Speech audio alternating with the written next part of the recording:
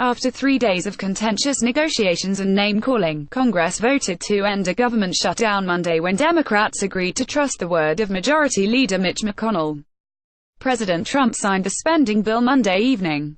The impact of the shutdown, which began at midnight Friday, was minimal, leaving hundreds of thousands of federal workers unsure of what the week would bring, but stretching into just one workday. Lawmakers agreed to fund the government through February 8 after McConnell RKY said he would address the status of young immigrants called Dreamers, who were brought to this country illegally as children. The pact came at a time when trust has been in short supply on Capitol Hill, and it unnerved liberal activists who weren't sure whether to believe McConnell. Dozens rallied in Washington in disappointment over the reopening of the government without protections for Dreamers. Marvin Joseph Washington Post McConnell did a carefully worded speech on the Senate floor, saying it was his intention to address the Dreamer issue, whether in the next spending bill or thereafter. He did not offer a specific promise to protect Dreamers, and he suggested that he would offer nothing if the government shut down again, but he said he would follow an even-handed process. Even if such a bill passed the Senate, it remained entirely unclear Monday how it would fare in the more conservative House. But the deal was enough for 33 Senate Democrats, who joined 48 Republicans to break an impasse that cleared the way for federal agencies to reopen late Monday. "Trust but verify is my motto," said Sen. Angus King Maine, an independent who caucuses with Democrats. He's made this commitment publicly. He made it on the floor of the Senate. He was much more specific this morning than he was last night, and frankly this is an important opportunity for him to demonstrate that he will carry through. Senate Minority Leader Charles E. Schumer D.N.Y. endorsed the plan, which also reauthorizes the Children's Health Insurance Program for 6 years and rolls back several healthcare taxes. On Monday evening, the House quickly passed it, sending it to Trump for his signature. "I am pleased that Democrats in Congress have come to their senses," Trump said in a statement. He vowed to work towards solving the problem of very unfair illegal immigration. But for some Democrats, including senators, the day brought an unsatisfying conclusion to a risky gambit to force Republicans to help protect Dreamers, whose futures were cast into doubt when Trump canceled an Obama-era program known as Deferred Action for Childhood Arrivals (DACA). Some Democrats argued that McConnell had offered no new concessions on immigration. Others regretted giving up the leverage they believed they had in the government spending talks. Others said they simply didn't trust him, or his party, to follow through. "He did not make a commitment," said Sen. Kamala D. Harris-Calof, one of 16 Democrats who voted to block the bill. "Republicans didn't make those Democrats feel much better." Sen. Tom Cotton Ruck, an immigration hardliner, said he didn't think McConnell was making any more of a promise Monday than he had last week. "He has not changed since Friday," Cotton said. "He has not changed since September." Even Sen. Lindsey O. Graham RSC, a proponent of a DACA deal who helped negotiate Monday's vote, called into question whether anyone can trust anyone on Capitol Hill. "Nobody trusts anybody around here," Graham said just before the vote. "And most Americans don't trust any of us." Nonetheless, many Democrats and Republicans, including Graham, agreed that McConnell had given some ground in agreeing to pursue an immigration bill to address DACA that both sides could amend. Some Democrats said they voted for the plan because they were growing antsy about continuing a shutdown with little optimism about resolving the immigration deadlock in the coming days. "I just think our job is to make sure government works for people and theirs get better, and that's what I tried to do," said Sen. Joe Donnelly Dind, who had voted against the shutdown to begin with. "Our efforts helped bring the two leaders together, helped make sure that they talked and helped make sure that a deal got done. Others did so because about a dozen Republicans had agreed to work with them on immigration policy." They said that since Democrats deeply mistrust McConnell, perhaps they could now gang up on him with the help of those skeptical Republicans. "I'm not trusting in Mitch McConnell, I'm trusting in Sen. Susan Collins and these folks who've really gone out on a limb. We've got to start from somewhere," said Sen. Tammy Duckworth Dill, who voted for the spending bill Monday.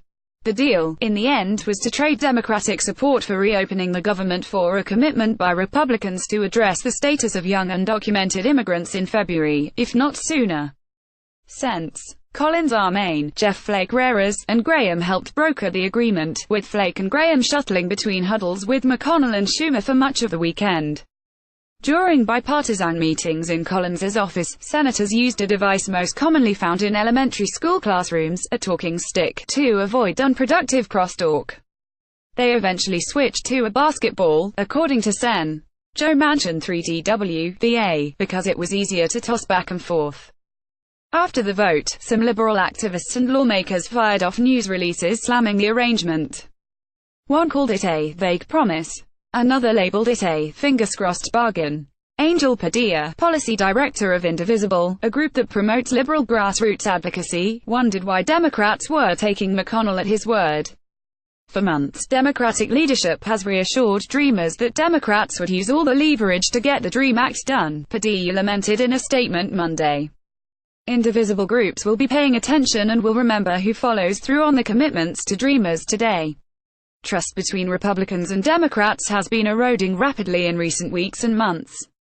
After Sen. Richard J. Durbin-Dill confirmed that Trump had referred to Haiti and African nations as shithole countries in a recent Oval Office meeting with lawmakers, Cotton and Sen. David Perdue RGA, who were also in the meeting, disputed his account. Intra-party tensions have also been on the rise. Graham has grown frustrated with Cotton and White House senior advisor Stephen Miller, who hold hard-line views on immigration and border security. Cotton and the White House have hit back against Graham. Further complicating matters, lawmakers are still unclear about what kind of immigration bill Trump wants to sign. He has offered mixed signals about whether he would back a measure akin to what centrist Republicans and Democrats favor, leaving some lawmakers not to trust his word, either. Even McConnell suggested uncertainty, during last week's negotiations, about what the president would do. What I want to see is an outcome, and an outcome involves the signature of the President of the United States, McConnell said. So what I'm waiting for in terms of making a decision about floor time is, are we dealing with an issue that has a chance to become law? The agreement reached Monday merely set the parameters of a debate and did not specify the substance of any potential legislation, leaving the fate of the immigration issue just as unclear as before.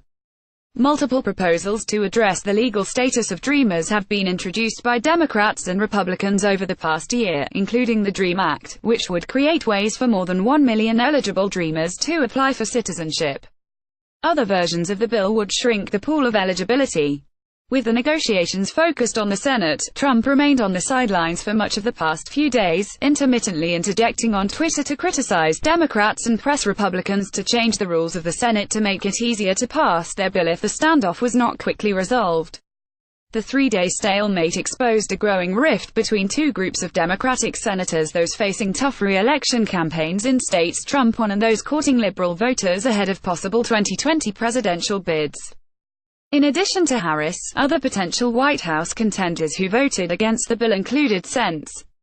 Bernie Sanders IBT, Kirsten Gillibrand DNY, Elizabeth Warren D-Mass, and Cory Booker DNJ. The vote on final passage in the Senate vote was 81-18. Two Republicans, Sens. Rand Paul Kai, and Mike Lee Utah, voted no. In the House, the measure passed 266 to 150. Lawmakers in both chambers and the White House still have to hash out a longer-term deal on military and domestic spending over the next few weeks, as they face yet another cliff on Feb. 8. Ahead of the vote to end the debate, Schumer warned McConnell to keep his word. I expect the majority leader to fulfill his commitment to the Senate, to me and to the bipartisan group, and abide by this agreement. If he does not, he will have breached the trust of not only the Democratic senators but members of his own party as well, Schumer said. Robert Costa, Erica Werner and Paul Kane contributed to this report.